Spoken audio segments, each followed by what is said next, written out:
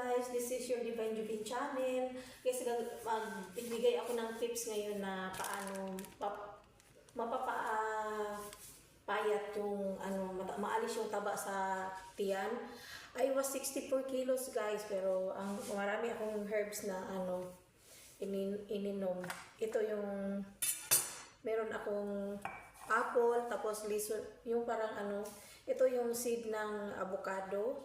Tapos meron akong cinnamon, tapos itong cloves, 3 piraso, and isang star anise, tapos hill or cardamom, yan.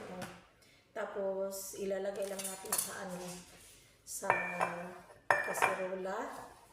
Okay, yan, meron akong kasirola dito. Lagyan natin dyan. Yan. Ang sa avocado naman, hatiin lang natin yan isang pieces. Ito po, napaka-healthy po nito. Yan. Or tatlong slice. Yan. Tapos, ilalagay na natin sa ating kasirola. Tapos, yung apple naman, ito, itong apple ay napaka-healthy nito, kahit kainin mo lang siya, fiber, and nakakatulong talaga ito sa pagda-diet. Yan. Yan lang guys.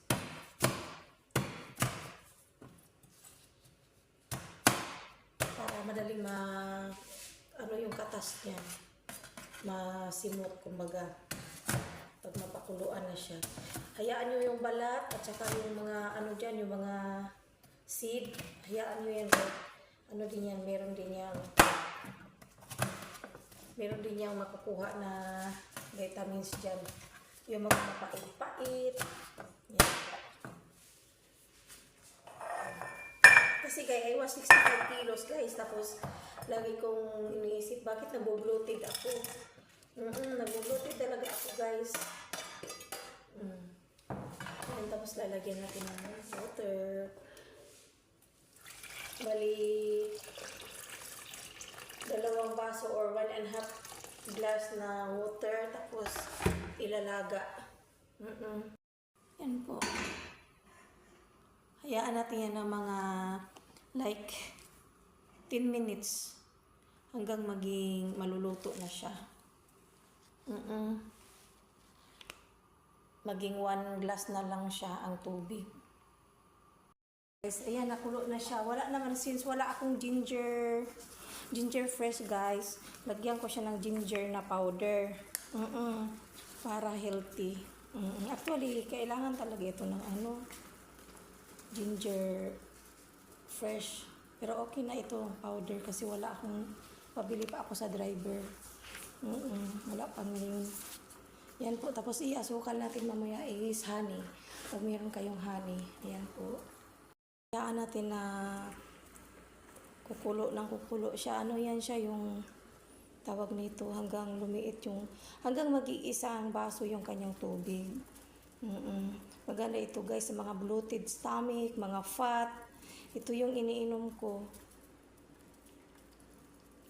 sa umaga bago mag-breakfast at saka bago matulog. Sa gabi. Hindi ako naghahapunan guys, kaya ang bilis kong tumaba talaga. Ang bilis kong bumigat, as in itong aking katawan, napaka tabain ako. Kahit amoy lang ng pagkain, tataba na talaga ako Grabe. Guys, malapit na siya, konti na lang.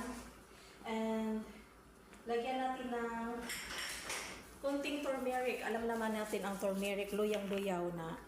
Pang talaga yan siya. Panggamot din talaga yan. Yan, kunti lang guys.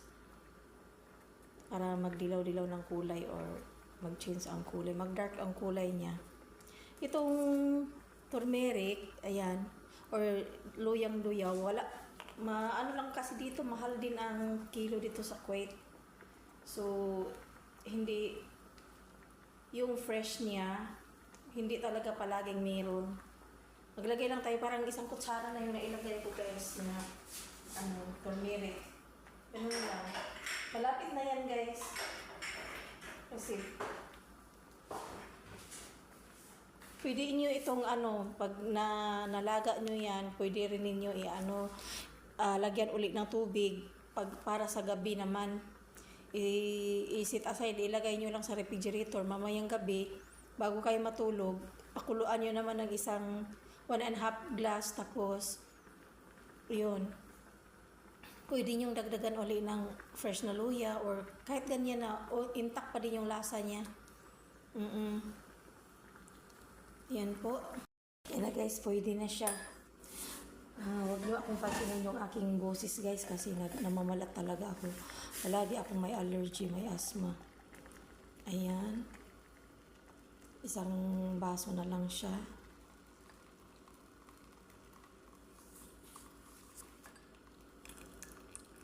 Sasalain natin guys para kung ano yung...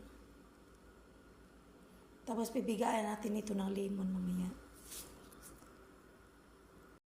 Tingnan mo yung sinala ko, ayan.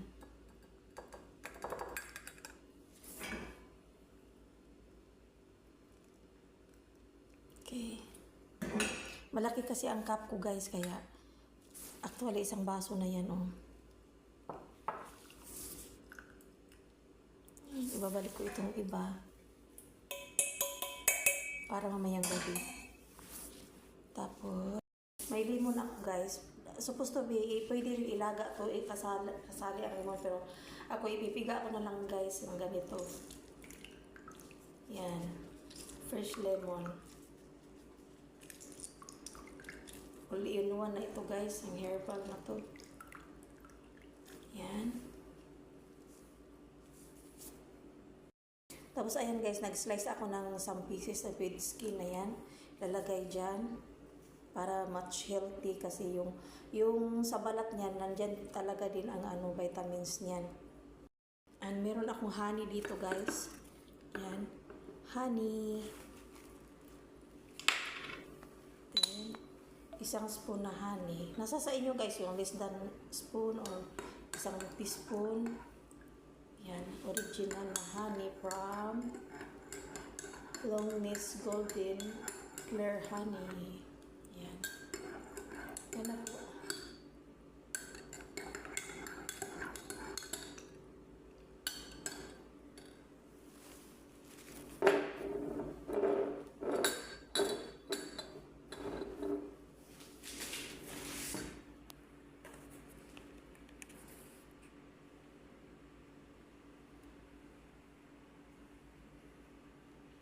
Yan po guys. Thumbnail.